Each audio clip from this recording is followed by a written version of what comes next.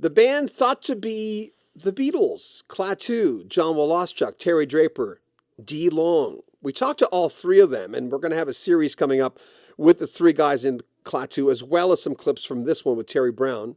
But in this clip, Terry talks about the debut album from Klaatu, the Beatles comparisons, Calling Occupants, and a lot more. The band that would be the Beatles, Klaatu, Terry Brown on Rock History Music.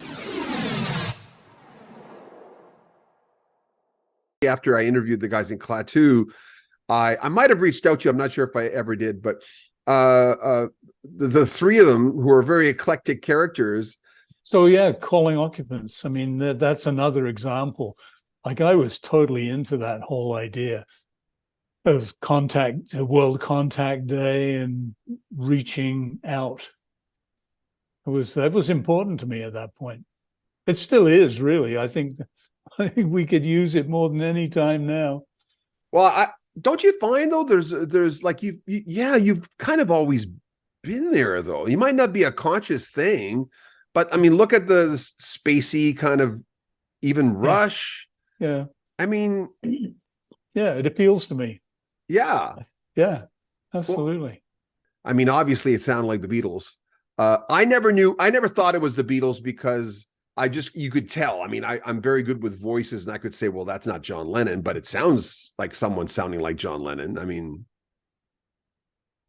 okay, I never got that, but really, everybody hears things differently.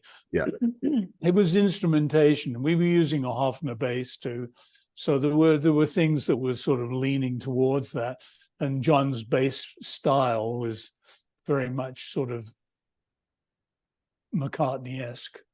He certainly wasn't Geddy Lee. Yeah, well, yeah. Again, thank Bill Simzik, best musicians in the world. Going back to Klaatu for a second, Terry was saying that the owl sound in front of Calling Occupants was you with the stubby. He says you were making a sort of a. Oh, is that what it was? He said you had an old beer and you went. Yeah. That makes sense. God, see, a lot of these details you just don't remember. Well, with Klaatu, did you?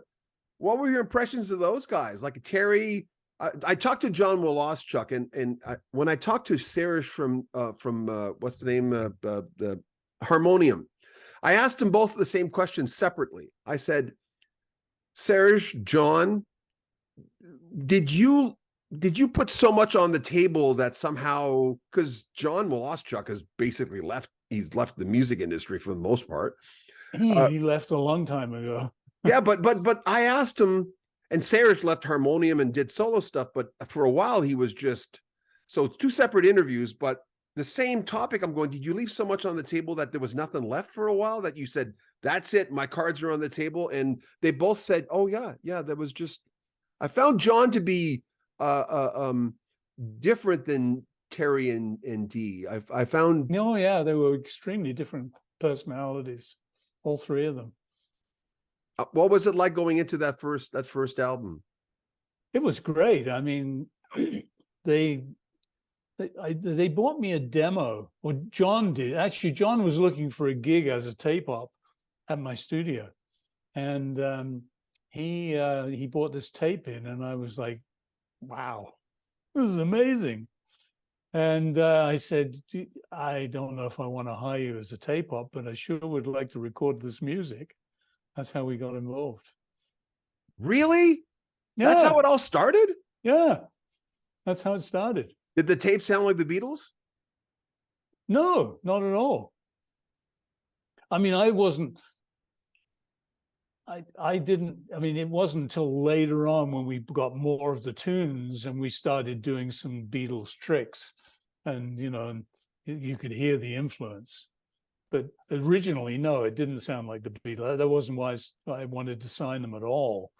It was just amazing. Did you ever meet George Martin, by the way? No.